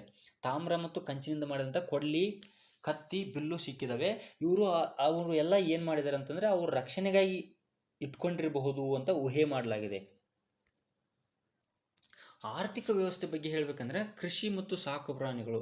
ಕೃಷಿ ಮತ್ತು ಸಾಕು ಪ್ರಾಣಿಗಳು ಒಂದೇ ನಾಣ್ಯದ ಎರಡು ಮುಖ ಇದ್ದಂಗೆ. ಯಾಕಂದರೆ ಈಗ ನಾವು ಹೊಲದಾಗ ವ್ಯವಸ್ಥೆ ಮಾಡ್ತಿದ್ರೆ ಯಾವ್ದಾರ ಒಂದು ಪ್ರಾಣಿಯನ್ನು ಸಾಕ್ತೀವಿ. ಯಾಕಂದ್ರೆ ಹೊಲದಲ್ಲಿ ಎಲ್ಲ ಹುಲ್ಲು ಎಲ್ಲ ಬರ್ತದಲ್ಲ ಅದನ್ನೆಲ್ಲ ದನಕ್ಕೆ ಹಾಕಬೇಕಾಗತ್ತೆ, ನಾವು ಮೇವಾಗಿ ಬಳಸ್ತೀವಿ. ಅದಕ್ಕಾಗಿ ಕೃಷಿ ಮತ್ತು ಸಾಕು ಪ್ರಾಣಿಗಳು ಒಂದೇ ನಾಣ್ಯದ ಎರಡು ಮುಖಗಳಿದ್ದಂತೆ ಅಂತ ಹೇಳ್ಬೋದು ನಾವು. ಉತ್ತಮವಾದ ಮಣ್ಣು, ಯಾಕಂದರೆ ಈ ಸಿಂಧೂ ನದಿಯಿಂದ ಹರಿದು ಬರ್ತಕ್ಕಂಥ ಉತ್ತಮವಾದ ಮಣ್ಣಿನಲ್ಲಿ ಉತ್ತಮ ಬೆಳೆಯನ್ನು ಬೆಳೀತಾ ಇದ್ರು ಅಂತ ಹೇಳ್ಬೋದು ನಾವು. ಮತ್ತು ಕೃಷಿಗಾಗಿ ಹುಲ್ಲುಗುಂಟೆಯನ್ನು ಬಳಸ್ತಾ ಇದ್ರಂತೆ ಇವರು. ಕಾಲಿಬಂಗನ್, ಪ್ರಮುಖ ಸ್ಥಳವಾದ ಕಾಲಿಬಂಗನ್, ಮೊಹೆಂಜೊದಾರೋ, ಹರಪ್ಪ ನಗರಗಳಲ್ಲಿ ಲಭ್ಯವಿರುವ ಅವಶೇಷಗಳನ್ನು ಗುರುತಿಸಿದಾಗ ಕಂಡು ಬಂದಿದೆ. ಬಾರ್ಲಿ, ಗೋಧಿ, ಅಕ್ಕಿ, ಹತ್ತಿಯನ್ನು ಇವರು ಬೆಳೀತಾ ಇದ್ರು ಅಂತ ಕಂಡು ಬರ್ತದೆ. ಆಮೇಲೆ ಎಮ್ಮೆಗಳು, ಎತ್ತುಗಳು, ಕುರಿ, ಆನೆ, ಗೆಂಡಾಮರಗಳು, ಕತ್ತೆಗಳು, ಹಂದಿ, ನಾಯಿ, ಬೆಕ್ಕುಗಳನ್ನೆಲ್ಲ ಸಾಕ್ತಾ ಇದ್ರು ಅನ್ನೋದು ತಿಳಿದು ಬರ್ತಾ ಇದೆ. ಆಮೇಲೆ ಕೈಗಾರಿಕೆ ಬಗ್ಗೆ ಹೇಳಬೇಕು ಅಂತಂದರೆ ನೇಯ್ಗೆ ಮತ್ತು ನೂಲುವ ಕೈಗಾರಿಕೆಗಳಲ್ಲಿ ಇವರು ತೊಡಗ್ತಾ ಇದ್ರು ಎಂದು ಭಾವಿಸಲಾಗಿದೆ. ಮೊಹೆಂಜೊದಾರದಲ್ಲಿ ಒಂದು ನೇಯ್ದ ಹತ್ತಿಯ ತುಂಡು ದೊರೆತಿದೆ. ನೇಯ್ದಂಥ ಹತ್ತಿಯ ತುಂಡು ದೊರೆತಿರೋದ್ರಿಂದ ಇವರು ನೇಯ್ಗೆ ಮತ್ತು ನೂಲುವ ಕೈಗಾರಿಕೆಯನ್ನು ಕೆಲಸ ಮಾಡ್ತಾ ಇದ್ರು ಅಂತ ತಿಳಿದು ಬರ್ತಾ ಇದೆ. ಮತ್ತು ಮಣ್ಣಿನಿಂದ ಮಾಡಿದಂಥ ಮಡಿಕೆಗಳು ಕೂಡ ಸಿಕ್ಕಿರೋದ್ರಿಂದ ಒಂದು ಮಡಿಕೆಗಳನ್ನು ತಯಾರಿಕೆಯಲ್ಲಿ ತಮ್ಮ ವೃತ್ತಿ ನಡೆಯುತ್ತಿತ್ತು ಅಂತ ತಿಳಿದು ಬರ್ತಾ ಇದೆ.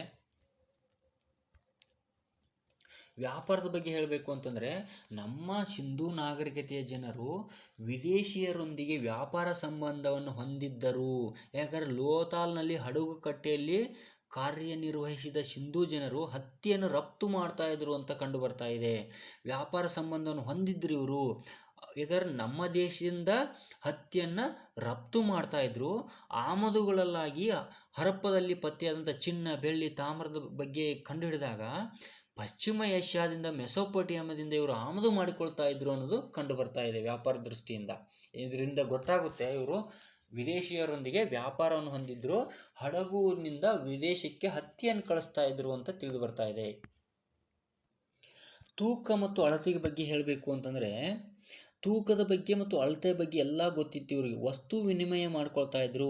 ಯಾಕಂದ್ರೆ ಹಗ್ಗದಿಂದ ಎತ್ತುವ ದೊಡ್ಡ ತಕ್ಕಡಿಯಿಂದ ಹಿಡ್ಕೊಂಡು ಚಿಕ್ಕ ತಕ್ಕಡಿವರೆಗೂ ಇವರಿಗೆ ಗೊತ್ತಿತ್ತು. ಬಡವರು ಏನು ಮಾಡ್ತಾ ಇದ್ರು ಅಂದ್ರೆ ಚಿಕ್ಕ ತಕ್ಕಡಿ, ಬಡವರಿಗೆಲ್ಲ ದೊಡ್ಡ ದೊಡ್ಡ ಕಲ್ಲು ಇರಲ್ಲ, ಅವರು 13.64 ಗ್ರಾಮ್ ಬೆನಚು ಕಲ್ಲನ್ನು ತಕ್ಕಡಿಯ ಕಲ್ಲನ್ನಾಗಿ ಬಳಸಿಕೊಳ್ತಾ ಇದ್ರಂತೆ. ಇಲ್ಲಿ ನೋಡಿ ದೊಡ್ಡ ಕಲ್ಲು, ಸಣ್ಣ ಇಲ್ಲಿ ಕಲ್ಲುಗಳಿದಾವೆ, ಇಲ್ಲಿ ತಕ್ಕಡಿ ಇದೆ. ಓಕೆ, ಗೊತ್ತಾಗುತ್ತೆ ಇದರಿಂದ. ಇದು ಸಿಕ್ಕಂಥ ತಕ್ಕಡಿ, ಇದು ಅಲ್ಲಿ ಸಿಂಧೂ ಅವಶೇಷಗಳಲ್ಲಿ ಸಿಕ್ಕಂಥ, ಸಂಶೋಧನೆ ಮಾಡಿದಾಗ ಸಿಕ್ಕಂಥ ತಕ್ಕಡಿ. ಈ ರೀತಿ ಕಲ್ಲುಗಳಿದಾವೆ. ಈ ಕಲ್ಲುಗಳನ್ನು ತೂಕದ ಕಲ್ಲುಗಳನ್ನಾಗಿ ಬಳಸಿಕೊಂಡಿದ್ದಾರೆ ಅಂತ ಭಾವಿಸಲಾಗಿದೆ. ಇಲ್ಲಿ ಚಿತ್ರದಲ್ಲಿ ನೋಡ್ತಾ ಇದ್ರೆ ಕಲೆ ಮತ್ತು ಕರಕುಶಲ ಯಾವ ಥರ ಇತ್ತು ಅಂತ ಇದರಿಂದ ಗೊತ್ತಾಗುತ್ತೆ ಇವ್ರದ್ದು. ಹತ್ತಿ ಮತ್ತು ಉಣ್ಣೆ ನೂಲುವುದು, ನೇಯ್ಗೆ ಇವರ ಸಾಮಾನ್ಯ ಕರಕುಶಲವಾಗಿತ್ತು. ಮಡಕೆ, ಪಿಂಗಾಣಿಗಳನ್ನು ಇತ್ಯಾದಿ ತಯಾರಿಸ್ತಿದ್ರು. ಇಲ್ಲಿ ನೋಡಿ ಯಾವ ಥರ ಇದಾವೆ ಐಟಮ್ಸ್ ಎಲ್ಲ, ಇವೆಲ್ಲ ಸಿಕ್ಕಿರೋದಲ್ಲೆಲ್ಲ. ಸ್ನೇಹಿತರೆ, ಸಿಂಧೂ ನಾಗರಿಕತೆಯಲ್ಲಿ ರಾಜಕೀಯ ಇತ್ತ? ಹರಪ್ಪ ನಾಗರಿಕತೆಯಲ್ಲಿ ರಾಜಕೀಯ ಇತ್ತ? ರಾಜಕೀಯ ಇದ್ರೂ ಕೂಡ ಯಾವ ಥರ ರಾಜಕೀಯ ಇತ್ತು? ಪ್ರಜಾಪ್ರಭುತ್ವ ಇತ್ತ. ಈಗ ನಮ್ಮ ದೇಶದಲ್ಲಿ ಇದೆಯಲ್ಲ, ಪ್ರಜೆಗಳಿದೆಲ್ಲ ಓಟ್ ಹಾಕಿ ಆರಿಸ್ತಾ ಇರ್ತೀವಿ, ಆ ಥರ ಪ್ರಜಾಪ್ರಭುತ್ವ ಸರ್ಕಾರ ಇತ್ತ ಅಥವಾ ರಾಜಪ್ರಭುತ್ವ ಇತ್ತ. ರಾಜಪ್ರಭುತ್ವ ಅಂದ್ರೆ ರಾಜ ಆದ್ಮ್ಯಾಗ ಮಗ, ಮಗ ಆದ್ಮ್ಯಾಗ ಮಗ, ಅವ್ರದೇ ವಂಶ ನಡೀತಾ ಇರ್ತದೆ. ರಾಜಪ್ರಭುತ್ವ ಇತ್ತು ಅಥವಾ ಪ್ರಜಾಪ್ರಭುತ್ವ ಸರ್ಕಾರ ಇತ್ತು ಅಥವಾ ಪುರೋಹಿತ ರಾಜಪ್ರಭುತ್ವ ಇತ್ತು. ಯಾವ ಸರ್ಕಾರ ಇತ್ತು? ಯಾವ ಸರ್ಕಾರ ಇತ್ತು ಅಂತಂದ್ರೆ ಹೇಳೋದು ಕಷ್ಟ ಆಗುತ್ತೆ. ಯಾಕಂತಂದ್ರೆ ಭಾಷ್ಯಮ್ರವ್ರು ಹೇಳ್ತಾರೆ ಪುರೋಹಿತ ರಾಜಪ್ರಭುತ್ವ ಇತ್ತು ಅಂತ ಹೇಳ್ತಾರೆ. ಪುರೋಹಿತ ರಾಜಪ್ರಭುತ್ವ ಇತ್ತು ಅಂತ ಅವ್ರು ಹೇಗೆ ಹೇಳಿದ್ದಾರೆ?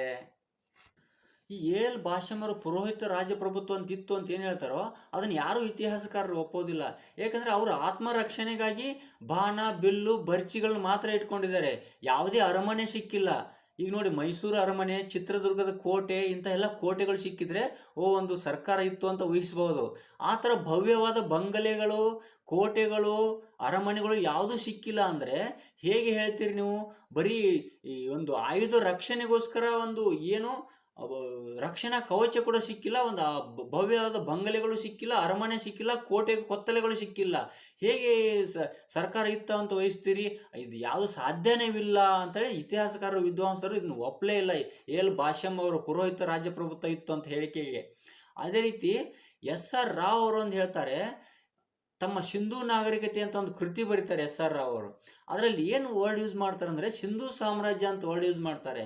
ಸಿಂಧೂ ಸಾಮ್ರಾಜ್ಯ ಅಂತ ವರ್ಡ್ ಯೂಸ್ ಮಾಡಿದ್ದಾರೆ ಅಂತಂದರೆ ಇದಕ್ಕೊಂದು ಅರ್ಥ ಇದೆ. ಏನು ಅಂತಂದರೆ, ಈ ಹರಪ್ಪ ಮತ್ತು ಮೆಹೆಂಜೋದಾರಗಳಲ್ಲಿ ಏನು ಒಳಚರಂಡಿ ವ್ಯವಸ್ಥೆ, ಭವ್ಯವಾದ ಒಂದು ನಗರಗಳು ಎಲ್ಲ ಸಿಕ್ಕಾಗ ಅವ್ರಿಗೊಂದು SR ರಾವ್ ಅವ್ರಿಗೊಂದು ಏನು ಹೊಳಿತು ಅಂತಂದರೆ, ಇಷ್ಟೊಂದು ವ್ಯವಸ್ಥೆ ಇರೋಕ್ಕೆ ಹೇಗೆ ಸಾಧ್ಯ? ಒಳಚರಂಡಿ ವ್ಯವಸ್ಥೆ ಎಲ್ಲ, ಈ ಸ್ನಾನಗೃಹಗಳು ಇಷ್ಟೊಂದು ವ್ಯವಸ್ಥಿತವಾಗಿ ನಡೀತಾ ಇದೆ ಇಷ್ಟೆಲ್ಲ ಅಂತಂದರೆ ಸರ್ಕಾರ ಇಲ್ಲದೆ ಹೇಗೆ ಸಾಧ್ಯ? ಯಾವ ಸರ್ಕಾರ ಇರ್ಬೋದು ಅಂತ ಅವ್ರು ಊಹಿಸಿದ್ರು ಅಂತಂದರೆ ಇದನ್ನೆಲ್ಲ ನೋಡಿಕೊಳ್ಳಲು ನಗರಸಭೆ ಸರ್ಕಾರ ಇರಬಹುದು ಅಂತ ಕಲ್ಪನೆ ಮಾಡ್ಕೊತಾರೆ. ಇದು ಇದ್ರೂ ಇರಬಹುದು ಅಂತ ಕೆಲವೊಬ್ಬರು ಭಾವಿಸಿದ್ದಾರೆ. ಯಾಕಂತಂದರೆ ಇಷ್ಟೊಂದೆಲ್ಲ ಭವ್ಯವಾದಂಥ ನಗರಸಭೆ ಇರಲಾರ್ದೆ ಇಂತಹ ಕಟ್ಟಡಗಳು, ವಿಶಾಲವಾದ ಒಳಚರಂಡಿ ವ್ಯವಸ್ಥೆ ಇರೋದಕ್ಕೆ ಹೇಗೆ ಸಾಧ್ಯ ಅಂತ SR ಅವರು ತಮ್ಮ ಅಭಿಪ್ರಾಯವನ್ನು ವ್ಯಕ್ತಪಡಿಸ್ತಾರೆ. ಇದಕ್ಕೆ ಕೆಲವೊಬ್ಬರೆಲ್ಲ ಇರಬಹುದು ಅಂತ ನಂಬಿದಾರಷ್ಟೇ. ಓಕೆ, ಇದು ರಾಜಕೀಯ ವ್ಯವಸ್ಥೆ. ಯಾಕಂದರೆ ಅತ್ಯಂತ ಪುರಾವೆಗಳು ಯಾವುದೂ ಸಿಕ್ಕಿಲ್ಲ ರಾಜಕೀಯ ಇತ್ತು ಅನ್ನೋದಕ್ಕೆ. ಯಾಕಂದರೆ ಬಂಗಲೆಗಳು, ಕೋಟೆಗಳು ಯಾವುದೂ ಸಿಕ್ಕಿಲ್ಲ. ಹೀಗಾಗಿ SR ರಾವ್ ಅವ್ರ ಮಾತು ನಿಜ ಇರಬಹುದು ಅಂತ ನಂಬಿದಾರಷ್ಟೇ. ಟೆರ್ರಾಕೋಟ್ಟಾ ಅಂತ ಒಂದು ಸ್ತ್ರೀ ಮೂರ್ತಿ ಸಿಗುತ್ತೆ. ಇದರಿಂದ ಫಾರ್ ಎಕ್ಸಾಂಪಲ್ ಇದು ಇನ್ನೊಂದು ಹೇಳಬೇಕಾದ್ರೆ ಧಾರ್ಮಿಕ ವ್ಯವಸ್ಥೆ ಬಗ್ಗೆ ನಾನು ಹೇಳ್ತಾ ಇದ್ದೀನಿ. ಈಗ ಧಾರ್ಮಿಕ ಒಂದು ಸಿಂಧೂ ನಾಗರಿಕತೆಯ ಅಥವಾ ಹರಪ್ಪ ನಾಗರಿಕತೆಯ ಧಾರ್ಮಿಕ ವ್ಯವಸ್ಥೆ ಹೇಗಿತ್ತು ಅಂತ ತಿಳ್ಕೊಬೇಕು ಅಂತಂದರೆ ಟೆರ್ರಾಕೋಟ್ಟಾ ಸ್ತ್ರೀ ಮೂರ್ತಿ ಅಂತ ಸಿಗುತ್ತೆ. ಆ ಸ್ತ್ರೀ ಮೂರ್ತಿಯಿಂದ ಕೆಲವೊಬ್ಬರು ವಿದ್ವಾಂಸರು ಹೇಳಿದ್ದಾರೆ ಇವರು ಮಾತೃ ದೇವತೆಯನ್ನು ಪೂಜಿಸ್ತಾ ಇದ್ರು ಅಂತ ಹೇಳ್ತಾರೆ. ಅದೇ ರೀತಿ ಯೋಗ ಮುದ್ರೆಯಲ್ಲಿ ಪುರುಷನ ಸ್ಟ್ಯಾಚ್ಯೂ ಕಾಣುತ್ತೆ, ಅದರದೇ ಶಿವನನ್ನು ಆರಾಧನೆ ಮಾಡ್ತಾ ಇದ್ರು ಅಂತ ತಿಳಿದು ಬರುತ್ತೆ. ಇವರು ಅಂದರೆ ಇದರ ಅರ್ಥ ಮಾತೃ ದೇವತೆ ಮತ್ತು ಶಿವನನ್ನು ಆರಾಧಕರಾಗಿದ್ರು ಅಂತ ಧಾರ್ಮಿಕ ವ್ಯವಸ್ಥೆಯಲ್ಲಿ ನಾವು ತಿಳಿದುಕೊಳ್ಳಬಹುದಾಗಿದೆ ಇದರಿಂದ. ಆಮೇಲೆ ಲಿಂಗವನ್ನು ಪೂಜೆ ಮಾಡ್ತಾ ಇದ್ರು ಅಂತ ಕೂಡ. ಮತ್ತು ಪ್ರಾಣಿಗಳ ವಿಷಯಕ್ಕೆ ಬಂದಾಗ ಹುಲಿ, ಕರಡೆ, ಆನೆಗಳನ್ನೆಲ್ಲ ಪೂಜೆ ಮಾಡ್ತಾ ಇದ್ರು. ಪ್ರಕೃತಿ ದೇವರಾದ ಸೂರ್ಯನನ್ನು ಪೂಜೆ ಮಾಡ್ತಾ ಇದ್ರು ಅಂತ ತಿಳಿದು ಬರ್ತಾ ಇದೆ. ಇನ್ನೊಂದು ದೇವಾಲಯ ಬಗ್ಗೆ ಹೇಳಬೇಕು ಅಂತಂದರೆ ದೇವಾಲಯಗಳ ಬಗ್ಗೆ ಯಾವುದೂ ಕಂಡು ಬಂದಿಲ್ಲ. ಆದರೆ ಬಾವಿ, ಸುಟ್ಟ ಇಟ್ಟಿಗೆ ಹತ್ತಿರ, ಆಮೇಲೆ ಈಜುಕೊಳದ ಹತ್ತಿರ ಏನಾಗಿದೆ ಅಂದರೆ ಸುಟ್ಟ ಬೂದಿಗಳು ಅದು ಇದೆಲ್ಲ ಕಂಡು ಬಂದಿದೆ. ಪ್ರಾಣಿಗಳ ಮೂಳೆಗಳು ಕಂಡು ಬಂದಾವ. ಇದರ ಅರ್ಥ ಏನು ಅಂತಂದರೆ ಇವರು ದೇವರಿಗೆ ಪ್ರಾಣಿ ಬಲಿ ಕೊಡ್ತಾ ಇದ್ರು ಅಂತ. ಈಗ ಹೆಂಗೆ ಕೊಡ್ತಾರಲ್ವಾ, ದುರ್ಗಮ್ಮ, ಮಾರಮ್ಮ, ಹುಲಿಗೆಮ್ಮಗ ಎಲ್ಲ ದೇವರ ಹೆಸರಿನಲ್ಲಿ ಪ್ರಾಣಿ ಬಲಿ ಕೊಡೋದು, ಬಾರಿಸ್ಕೊಂಡು ಬರೋದು ಮಾಡ್ತಾರಲ್ವ, ಆ ಥರ ಹಾಗೂ ಕೊಡ್ತಾ ಇದ್ರು ಅಂತ ತಿಳಿದು ಬರ್ತಾ ಇದೆ ಇದರಿಂದ. ಆಮೇಲೆ ಶವ ಸಂಸ್ಕಾರ ಪದ್ಧತಿ ಬಗ್ಗೆ ಹೇಳಬೇಕಂದ್ರೆ ಮೇನ್ ಅಂದರೆ ಬಹಳ ವಿಶೇಷವಾಗಿದೆ ಇಲ್ಲಿ. ಶವ ಸಂಸ್ಕಾರ ಪದ್ಧತಿ ಇಡೀ ಬಾಡಿಯನ್ನು ಹೂಳುವುದು. 3 ಭಾಗಗಳಿದ್ದು ಶವ ಸಂಸ್ಕಾರದಲ್ಲಿ 3 ಭಾಗಗಳಿದ್ದು ಇಡೀ ಬಾಡಿಯನ್ನು ಹೂಳುವುದು ಒಂದು ಪದ್ಧತಿ. ಇನ್ನೊಂದು ಪದ್ಧತಿ ಏನಿತ್ತು ಅಂತಂದರೆ ಆ ಬಾಡಿಯನ್ನು ಪ್ರಾಣಿಗಳು, ಕಾಗೆಗಳು ತಿಂದು ಹೋಗೋದಕ್ಕೆ ಇಟ್ಟು ಬಿಡ್ತಿದ್ರಂತೆ. ಅದು 2ನೇ ಪದ್ಧತಿ. 3ನೇ ಪದ್ಧತಿ ಏನಂತಂದರೆ ಸುಟ್ಟು ಬಿಡೋದು. 3ನೇ ಪದ್ಧತಿ ಸುಟ್ಟು ಬಿಡೋದು. ಉಳಿದಂಥ ಮೂಳೆ ಏನಂತಂದು ಮಡಿಕೆಯಲ್ಲಿ ಶೇವ್ ಮಾಡಿಡೋದು ಅಂತ. ಈ 3 ರೀತಿ ಶವ ಸಂಸ್ಕಾರ ಪದ್ಧತಿ ಜಾರಿಯಲ್ಲಿದ್ದು ಸಿಂಧೂ ನಾಗರಿಕತೆಯಲ್ಲಿ ಅಂತ ಹೇಳ್ಬೋದು. 1ನೇದು ಪೂರ್ತಿ ಬಾಡಿಯನ್ನು ಹೂಳೋದು, 2ನೇ ಬಾಡಿಯನ್ನು ಆ ದನ ಇದು ಪ್ರಾಣಿ ಪಕ್ಷಿಗಳ ತಿಂದು ಹೋಗೋಕೆ ಬಿಟ್ಬಿಡೋದು. ಮೂರನೇದು ಏನು ಅಂದರೆ ಸುಟ್ಟುವುದು, ಅದರ ಸುಟ್ಟಂಥ ಉಳಿದಂಥ ಮೂಳೆಯನ್ನು ತಂದು ಮಡಿಕೆಯಲ್ಲಿ ಸೇವೆ ಮಾಡಿಡೋದು. ಈ ರೀತಿ ಶವ ಸಂಸ್ಕಾರದ ಪದ್ಧತಿಯಲ್ಲಿ ಜಾರಿ ಇತ್ತು ಅಂತ ಹೇಳ್ಬೋದು. ಇನ್ನೊಂದೇನು ಪ್ರಮುಖವಾದದ್ದು ಅಂತಂದರೆ ಸತಿ ಪದ್ಧತಿಯಲ್ಲಿ ಜಾರಿಯಲ್ಲಿತ್ತು ಅಂತ ಹೇಳಲಾಗ್ತಾ ಇದೆ. ಹೇಗೆ ಸತಿ ಪದ್ಧತಿ ಅಂದರೆ ಏನು? ಸತಿ ಸಹಗಮನ ಪದ್ಧತಿ. ಗಂಡ ಸತ್ ನಂತರ ಹೆಂಡತಿಯು ಅದೇ ಚಿತೆಯಲ್ಲಿ ಹಾರೋದು. ಅದೇ ಚಿತೆಯಲ್ಲಿ ಒಪ್ಪಿಗೆ ಇದ್ರೂ ಒಪ್ಪಿಗೆ ಇರದೇ ಇದ್ರೂ ಕೂಡ ಹಾರಲೇಬೇಕು. ಈ ಪದ್ಧತಿ ಜಾರಿಯಲ್ಲಿತ್ತು ಅಂತ ಹೇಳಲಾಗ್ತಾ ಇದೆ. ಹಾಗಾದರೆ ಈ ಪದ್ಧತಿ ಜಾರಿಯಲ್ಲಿ ಹೇಗೆ ಇತ್ತು ಅಂತ ಹೇಗೆ ಕಂಡು ಹೇಳ್ತೀರಾ ನೀವು ಅಂತ ಹೇಳ್ಬೋದು. ಅಲ್ಲಿ ಚಿಕ್ಕಂಥ ಶವದ ಮೂಳೆಗಳು ನೋಡಿದಾಗ ಪ್ರತಿ ಗಂಡಿನ ಶವದ ಮೂಳೆಗಳ ಜೊತೆಗೆ ಅದರ ಪಕ್ಕದಲ್ಲಿಯೇ ಹೆಣ್ಣಿನ ಮೂಳೆಗಳು ಕೂಡ ಇವೆ. ಇದರ ಅರ್ಥ ಏನು? ಗಂಡ ಸತ್ ನಂತರ ಹೆಣ್ಣು ಕೂಡ ಸಾಯಬೇಕು. ಸತಿ ಪದ್ಧತಿ, ಸತಿ ಸಹಗಮನ ಪದ್ಧತಿ ಜಾರಿಯಲ್ಲಿತ್ತು ಅಂತ ಇದರಿಂದ ತಿಳಿದು ಬರ್ತಾ ಇದೆ. ಇಷ್ಟೆಲ್ಲ ಇರ್ತಕ್ಕಂಥ ನಮ್ಮ ಮಹಾನ್ ನಾಗರಿಕತೆ, ಹರಪ್ಪ ನಾಗರಿಕತೆ, ಇಂಡಸ್ ವ್ಯಾಲಿ ಸಿವಿಲೈಸೇಷನ್, ಸಿಂಧು ನಾಗರಿಕತೆ ಅವನತಿ ಹೇಗಾಯಿತು, ಅಂತ್ಯ ಹೇಗಾಯಿತು ಅನ್ನೋದೇ ವಿಚಿತ್ರವಾದದಲ್ವಾ. ಇಂಥ ಮಹಾನ್ ನಾಗರಿಕತೆ ಅಂತ್ಯ ಹೇಗಾಯಿತು ಅಂತ ಯಾವುದರಲ್ಲೂ ಸಿಕ್ಕಿಲ್ಲ, ಯಾರಿಗೂ ಸಿಕ್ಕಿಲ್ಲ. ಆದರೆ ಇತಿಹಾಸಕಾರರು, ವಿದ್ವಾಂಸರು ತಮ್ಮದೇ ಆದಂಥ ಅಭಿಪ್ರಾಯ ಪಟ್ಟಿದ್ದಾರೆ. ಅದನ್ನೇ ಈಗ ನಾವು ನಂಬಬೇಕಾಗಿದೆ. ಅವ್ರು ಏನು ಅಭಿಪ್ರಾಯ ಕೊಟ್ಟಿದ್ದಾರೆ ಅಂತಂದರೆ, ಅವನತಿ ಇಂತಹ ಒಂದು ಮಹಾನ್ ನಾಗರಿಕತೆ, ಸಿಂಧೂ ನಾಗರಿಕತೆ, ಪ್ರಪಂಚದ ಪ್ರಮುಖ ನಾಗರಿಕತೆ, ಹರಪ್ಪ ನಾಗರಿಕತೆ, ಹರಪ್ಪ ಸಂಸ್ಕೃತಿ ಹಾಳಾಗಬೇಕು, ಅವನತಿ ಹೊಂದಬೇಕಂದ್ರೆ ಕೆಲವು ಕಾರಣಗಳನ್ನು ಕೊಟ್ಟಿದ್ದಾರೆ. ಆ ಕಾರಣಗಳನ್ನು ನಿಮ್ಮ ಮುಂದೆ ಹೇಳ್ತಾ ಇದ್ದೀನಿ.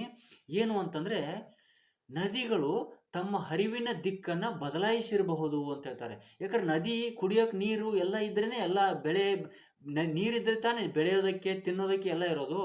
ತಮ್ಮ ಹರಿವಿನ ದಿಕ್ಕನ್ನು ಬದಲಾಯಿಸಿರ್ಬೋದು, ಹೀಗಾಗಿ ನಾಶ ಆಗಿರ್ಬೇಕು ಅಂತ ಒಂದನೇ ಕಾರಣ. ಎರಡನೇ ಕಾರಣ ಏನು ಗೊತ್ತಾ? ಸತತವಾದ ಪ್ರವಾಹಗಳು ಫ್ಲಡ್ ಬಂದೆಲ್ಲ ನೀರು ತುಂಬಿಕೊಂಡಿರ್ಬೇಕು, ಜಲಾವೃತ ಆಗಿರಬಹುದು, ನಗರಗಳೆಲ್ಲ ಜಲಾವೃತ ಆಗಿ ನಾಶ ಆಗಿ ಹೋಗಿರ್ಬೋದು ಅಂತ ಎರಡನೇ ಕಾರಣ. ಮೂರನೇದು ಕಾರಣ ಏನು ಗೊತ್ತಾ? ಕಾಡೆಲ್ಲ ನಾಶ ಆಗಿರ್ಬೋದು, ಅದಕ್ಕೆ ಜನರು ವಲಸೆ ಹೋಗಿರ್ಬೋದು. ನಗರ ಪ್ರವಾಹಗಳಿಂದ, ಫ್ಲಡ್ಗಳಿಂದ ಜನ ತುಂಬಿಕೊಂಡಿರ್ಬೋದು, ಕಾಡೆಲ್ಲ ನಾಶ ಆಗಿರ್ಬೋದು, ಅದಕ್ಕಾಗಿ ಜನ ಎಲ್ಲ ವಲಸೆ ಹೋಗಿರ್ಬೋದು, ಈ ಜಾಗ ಬಿಟ್ಟು ಬೇರೆ ಕಡೆ ಹೋಗಿರಬಹುದು ಅನ್ನೋದು ಇದು ಮೂರನೇ ಕಾರಣ ಆಗಿರುತ್ತೆ. ಆರ್ಯರು ಕೂಡ ಬಂದು ದಾಳಿ ಮಾಡಿರಬಹುದು ಅನ್ನೋದು ನಾಲ್ಕನೇ ಕಾರಣ ಆಗುತ್ತೆ. ಐದನೇ ಕಾರಣ, ದಾಳಿಕೋರರು ಬಂದು ಅಟ್ಯಾಕ್ ಮಾಡಿರಬಹುದು ಅನ್ನೋದು ಐದನೇ ಕಾರಣ ಆಗುತ್ತೆ. ಆರನೇ ಕಾರಣ ಏನು ಅಂದರೆ, ಸಾಂಕ್ರಾಮಿಕ ರೋಗ ಬಂದು ಎಲ್ಲರೂ ವಲಸೆ ಹೋಗಿರ್ಬೋದು ಉಳಿದಷ್ಟು ಜನ ಅಂತ ಆರನೇ ಕಾರಣ ಆಗುತ್ತೆ. ಏಳನೇ ಕಾರಣ ಏನಂತಂದರೆ, ಭೂಮಿಯು ಬರಡಾಗಿರ್ಬೋದು, ಬೆಳೆ ಆಗದೇ ಇರ್ಬೋದು, ಬಿಟ್ಟು ಬೇರೆ ಕಡೆ ಹೋಗಿರಬಹುದು ಅನ್ನೋದು. ಈ ರೀತಿಯ ಅನೇಕ ಕಾರಣಗಳನ್ನು ಕೊಟ್ಟಿದ್ದಾರೆ ವಿದ್ವಾಂಸರು. ಇದನ್ನೇ ನಾವು ನಂಬಬೇಕಾಗಿದೆ. Okay, thank you. ಈಗ ಏನಾಗಿದೆ ಅಂತಂದರೆ, ಕಥೆಯನ್ನಾಗಿ ಅಷ್ಟೊಂದು ಇದು ಇಂಪಾರ್ಟೆಂಟ್ ಪಾಯಿಂಟು. ಮುಂದಿನ ಭಾಗವನ್ನು ಕಥೆಯನ್ನಾಗಿ ಹೇಳ್ಬೋದು, ಆದರೆ ಇದನ್ನು ಕಥೆಯನ್ನಾಗಿ ಅಷ್ಟೊಂದು ಹೇಳೋಕ್ಕಾಗಲ್ಲ. ಎಷ್ಟು ಸಾಧ್ಯವಾಗುತ್ತೋ ಅಷ್ಟು ಪಾಯಿಂಟಾಗಿ ಹೇಳಿದ್ದೀನಿ. ಆ ಪಾಯಿಂಟನ್ನು ನೀವು ಬರೆದಿಟ್ಕೊಂಡು ಒಂದು ನಿಮ್ಮದೇ ಆದಂಥ ಸ್ಕ್ರಿಪ್ಟಲ್ಲಿ ಹೋಗಿ ಎಕ್ಸಾಮಲ್ಲಿ ಬರಿಬೋದು. ಏನಿಲ್ಲ, ಜಸ್ಟ್ ಥೀಮ್ ಹೇಳ್ತೀನಿ ನೋಡ್ರಿ. 20ನೇ ಶತಮಾನದವರೆಗೂ ನಾವು ಇಂತಹ ನಾಗರಿಕತೆ ಐತಿ ಅಂತ ನಮ್ಮ ಭಾರತೀಯರಿಗೆ ಗೊತ್ತೇ ಇರಲಿಲ್ಲ. ಅದಕ್ಕಾಗಿ ಅಲ್ಲಿವರೆಗೂ ಪ್ರಪಂಚದ ಜನರೆಲ್ಲ ಈಜಿಪ್ಟು, ಮೆಸೊಪೊಟೇಮಿಯಾ, ಚೀನಾ ನಾಗರಿಕತೆಯ ಪ್ರಮುಖ ನಾಗರಿಕತೆಗಳು ಅಂದ್ಕೊಂಡಿರೋದು. 1856ರಲ್ಲಿ ಬ್ರಿಟಿಷರು ಲಾಹೋರ್ನಿಂದ ಕರಾಚಿವರೆಗೂ ರೈಲ್ವೆ ಹಳಿ ನಿರ್ಮಾಣ ಮಾಡುವಾಗ ಸುಟ್ಟ ಇಟ್ಟಿಗೆಗಳು ದೊರೀತಾವ. ನಂತರ ವಿದ್ವಾಂಸರೆಲ್ಲ ಪತ್ತೆ ಮಾಡಿ ಸಂಶೋಧನೆ ಮಾಡಿದಾಗ ಇಲ್ಲಿ ಹರಪ್ಪ, ಮೊಹೆಂಜೊದಾರೋ, ಕಾಲಿಬಂಗಾನ್, ಲೋಥಾಲ್ ಸಾಕಷ್ಟು ಸಾವಿರಕ್ಕೂ ಹೆಚ್ಚು ನಗರಗಳೆಲ್ಲ ಪತ್ತೆ ಹಚ್ತಾರ. ಅಲ್ಲೆಲ್ಲ ಸಾಕಷ್ಟು ಅವಶೇಷಗಳು ಸಿಕ್ಕಾಗ ಇಲ್ಲಿ ಒಂದು ನಾಗರಿಕತೆ ಇತ್ತು ಅಂತ ಬೆಳಕಿಗೆ ಬರುತ್ತೆ.